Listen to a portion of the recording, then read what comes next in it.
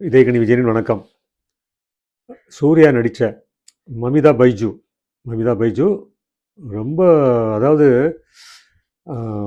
இது வரைக்கும் நான் பார்த்த படங்களில் எவ்வளவோ படங்கள் இருக்குது. இதில் சில விஷயங்கள் மாறுபட்டு இருக்குது, சில முரண்பட்டு இருக்குது, அதெல்லாம் வேற விஷயம். ஆனால் தாய்மை உணர்வை இவ்வளோ சிறப்பாக சொல்ல முடியுமா அப்படிங்கிறதுக்கு ஒரு படம் விஸ்வநாத் அண்ட் சன்ஸ்.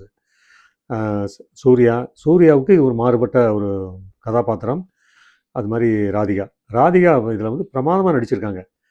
அவங்க நடிப்பு அது என்னென்னா, எந்த சூழ்நிலைக்கும் எந்த சுச்சுவேஷனுக்கு தகுந்த மாதிரி அவங்க தன்னை மாற்றிக்கிறாங்கிறதுக்கு இந்த படம் ஒரு உதாரணம். மமிதா பைஜு தமிழில் இதுக்கு முன்னாடி சில படங்கள் பண்ணியிருக்காங்க. கேரளாலேருந்து வந்திருந்தா கூட அவங்களோட நடிப்பு அவுட்ஸ்டாண்டிங். சாய் பல்லவி தான் நான் இது வரைக்கும் பார்த்ததில் ரொம்ப, அதாவது பெர்ஃபார்மன்ஸ் வைஸ் நடிப்பு ரீதியாக ஒரு பெரிய லெவலில் அவங்க பண்ணிக்கிட்டு இருந்தாங்கங்கிறது நான் சொல்கிறது. ஜெயலலிதா மாதிரி, ஜெயலலிதாவுடைய பழைய படங்களை பார்த்தா அவ்வளோ விஷயங்கள் இருக்கும். அது மாதிரி சாய் பல்லவி இருந்தாங்கன்னு நினச்சிக்கிட்டு இருந்தேன். இப்போ அதெல்லாம் தூக்கி சாப்பிட்டு எங்கேயோ போயிட்டாங்க மமிதா பைஜு. ஆரம்பத்துலேருந்து கடைசி வரைக்கும் அந்த நடிப்பும் அந்த பெர்ஃபார்மன்ஸும் ராதிகாவே ரொம்ப பாராட்டினாங்க. இப்படி ஒரு நடிப்பு இந்த பொண்ணு நடிச்சிருக்கு அப்படின்னு சொல்லி பாராட்டினாங்க. அந்தளவு நடிச்சிருக்காங்க. சர்வ சாதாரணமாக, அதாவது இப்படிலாம் பண்ண முடியுமா? அதாவது அவங்க ஒரு 60கள் 70களில் நடித்த அந்த காலத்து சாவித்திரிலாம் இருந்தாங்க பார்த்தீங்களா, அந்த ரேஞ்சு அவங்களோட நடிப்பில் தெரியுது. இதுக்கு முன்னாடி படங்களையும் பண்ணியிருக்காங்க. பட் இந்த படத்தில் அதனுடைய லெவல் பெரிய லெவலில் இருக்குது. வெங்கி அட்லூரி இந்த படத்தை டைரக்ட் பண்ணியிருக்காரு. சில விஷயங்கள் முரண்பாடாக இருக்குது. அதாவது மாத கடைசியான வெளிநாடுகளுக்கு ஜாலியாக இருக்க போயிடுவார் சூர்யா அப்படிங்கிற மாதிரி கதாபாத்திரம். அந்த கதாபாத்திரத்தை அப்படி சொல்கிறாங்க. போயிடுவார், காண்டமெல்லாம் யூஸ் பண்ணுறாரு அப்படிங்கிற மாதிரிலாம்.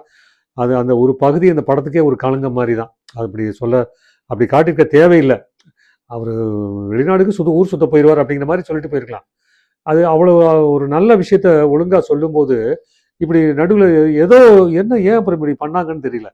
அது பார்க்குறதுக்கு ஒரு மாதிரியாக இருக்குது, அருவருப்பாக இருக்குது பார்க்குறதுக்கு அந்த படத்தில். அப்படி சில விஷயங்கள் இருக்குது. அது கிளைமாக்ஸ் வரைக்குமே சில விஷயங்களை சரியாக கொண்டு போயிருக்காங்க, சில விஷயங்கள் சரியாக பண்ணல. பட் ஆனால் பெர்ஃபார்மன்ஸ் சைடு அதை மட்டும் பார்த்துட்டு கதையை விட்டுருங்க. இது மாதிரி கதை நிறைய பார்த்துட்டோம்.